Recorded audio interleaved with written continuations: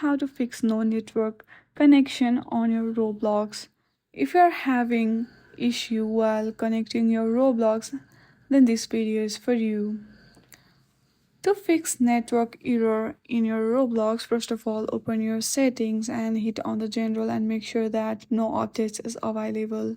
If there are any updates, then please do update your system.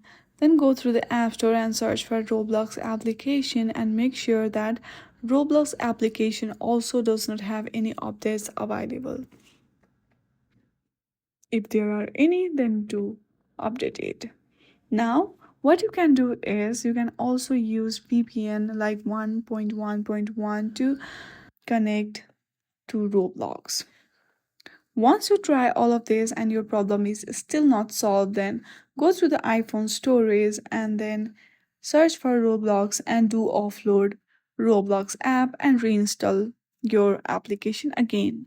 Once you do that, your issue will be solved. I hope you like this video. If you like this video, then please do not forget to like and subscribe to our channel. Thank you for watching.